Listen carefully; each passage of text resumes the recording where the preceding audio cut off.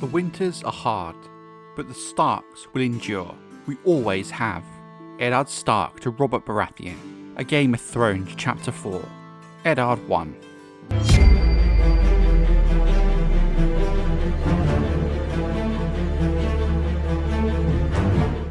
It took thousands of years and countless bloody wars for House Stark to become the undisputed power of the North. After the defeat of House Bolton once and for all, the last of their northern rivals, they were now the kings of the whole of the North, from Moat Cailin and the bogs of the Neck to the Wall. While they were now the kings in the North, like any kingdom, there would still be those with one eye on their position. By far the greatest threat to the dominion of House Stark came by the sea. The northern boundary of the Stark's domains were protected by the Wall and the men of the Night's Watch, which meant unless a king beyond the Wall managed to gather enough wildling followers together under one banner, the Night's Watch would be adequate to protect the border to the wild lands beyond. The southern border had many natural defences. The only way via land is through the swamp of the Neck, passing below the ruined towers and sinking walls of the great fortress of Moat Cailin. And while half a ruin, it was still a formidable fortress, with command over the whole landscape,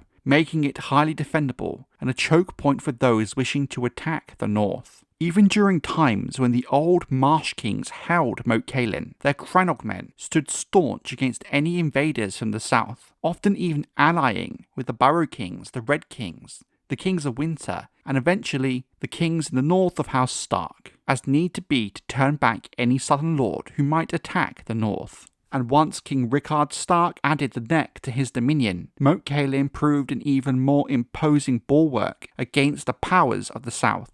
Few sought to push past it, and the histories say none ever have succeeded. But the north did have one defensive weak point: its long, ragged coastline, both to the east and to the west. It remained vulnerable given the sheer size of it.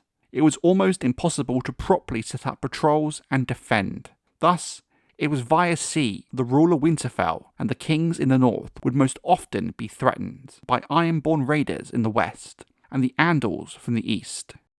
The Andals were the first, a race of tall, fair-haired warriors who came with steel and fire and the seven-pointed star of the new gods painted on their chests. The wars lasted hundreds of years, but in the end, the 6 southern kingdoms all fell before them.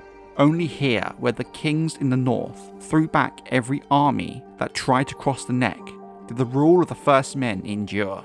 The Andals burnt out the weirwood groves, hacked down the faces, slaughtered the children where they found them, and everywhere proclaimed the triumph of the 7 over the old gods. Maester Lewin to Bran Stark. A Game of Thrones Chapter 66. Bran 7.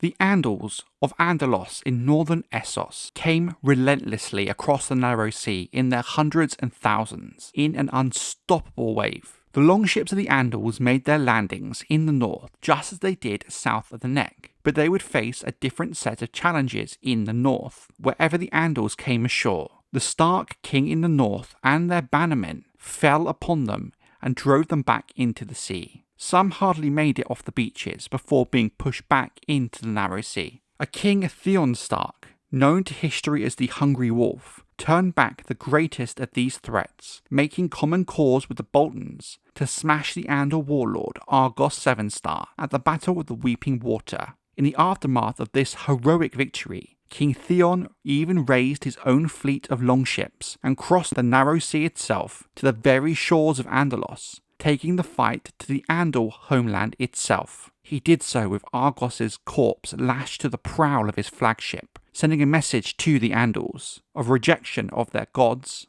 There, it is said he took a bloody vengeance, burning a score of villages, capturing 3 tower houses and a fortified sept, and putting hundreds to the sword. The heads of the slain, the Hungry Wolf claimed as his prizes, carrying them back to Westeros, planting them on spikes along his own coastline as a warning to the would-be conquerors from Andalos. The northern raids into Andalos were very much akin to the style of the Ironborn raids into the western coast of the north, with some sources claiming King Theon used these very same tactics when raiding Andalos, being inspired by the attacks on his own border.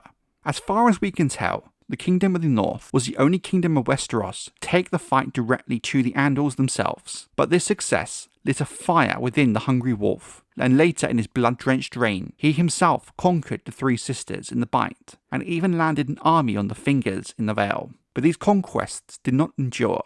In response to the capture of the Three Sisters, the Sistermen asked for help from Mathos II Aaron, the Andal king of the Mountain and the Vale. The conflict, the war across the water, lasted for 1,000 years, during which time the Starks landed 3 times on the Fingers. During King Edric Stark's 100-year-long reign, the Wolf's Den was already torched by House Aaron, and was captured by slavers from the Stepstones. Edric's great-grandson, King Brandon, took back the Wolf's Den. After thousands of years of war, the Aarons were ultimately victorious over the Starks, and the Valemen kept rule over the Three Sisters. Ever since, King Theon also fought the Ironborn in the west, driving them from Cape Kraken and Bear Island, put down a rebellion in the Rills, and joined the Night's Watch in an incursion beyond the wall that broke the power of the wildlings for generations. There is a reason why King Theon Stark, the Hungry Wolf, is one of the most famed Stark kings of the North. Maester Theomore, tell them. 1,000 years before the conquest, a promise was made, and oaths were sworn in the Wolf's Den before the old gods and the new. When we were sore, bested and friendless, hounded from our homes, in peril of our lives, the wolves took us in, and nourished us and protected us against our enemies. The city is built upon the land they gave us. In return, we swore we would always be their men, Stark men. Wile Manderly to the Merman's Court. A Dance with Dragons Chapter 19, Davos 3. Even before the coming of the Andals, the small castle known as the Wolf's Den had been raised by King Jon Stark, built to defend the mouth of the White Knife River, which flows into the heart of the north against raiders and slavers from across the narrow sea. Some modern maesters, looking at a few historical accounts of the time, have come to suggest these raids may have in fact been early Andal incursions, especially given the proximity of the north and the mouth of the White Knife in particular to the Vale, and thus close to Andalos itself. Other scholars argue they were the forebearers of the men of Ib, or slavers out of Valyria and Volantis, but realistically this seems unlikely given slavers from these lands would have to pass several better, more richer targets for raids, with the north very much out of their way. It's not impossible, just unlikely when compared to the prospect of there being early Andal incursions. The Wolf's Den was held for centuries by a succession of smaller houses, such as the Flints, Slates, Longs, Holts, Locks and Ashwoods, and most prominent of all of these, House Greystark, a cadet branch of the main House Stark of Winterfell. It is believed the Greystarks joined House Bolton in a rebellion against the Starks. However, much of the detail surrounding this, and House Greystark in general, is unclear. During the wars between Winterfell and the Andal kings of the Mountain and the Vale, the Old Falcon, Osgood Arryn, laid siege to the Wolf's Den. His son, Oswin, the Talon, captured it and put it to the torch. Later it fell under attack from pirate lords of the Three Sisters and slavers out of the Stepstones. It was not until some 1,000 years before Aegon's conquest that the fugitive House Manderly came to the north and swore their oaths at the Wolf's Den, and in that the problem of the defence of the White Knife was resolved with the creation of White Harbour. Until King's Landing rose beside the Blackwater, White Harbour was the newest city in the Seven Kingdoms, built with the wealth the Manderlys had brought with them from the fertile Reach, after they had been driven into exile by Lord Lomar Peake at the behest of King Pericon III Gardner, who feared their swelling power. White Harbour has more in common with the fine castles and towers in the Reach than the traditional castles of the north. It is said that a new keep was built to reflect the castle of Dunstanbury, which the Manderlys had lost in their exile. But with the addition of House Manderly, not only a very loyal house, but rich one, only made the defence of the north even stronger. The west coast of the north has also often been beset by reavers, and several of the Hungry Wolf's wars were here forced upon him when longships out of Great Wyk, Old Wyk and Orkmont in the Iron Islands descended upon the western coast beneath the banners of Harag Hor, the king of the Iron Islands. For a short time the stony shore was in control of Harag and his iron men. Swaths of the Wolfswood were nothing but ashes, and Bear Island was a base for the reaving, ruled by Harag's black-hearted son, Ravos Hor.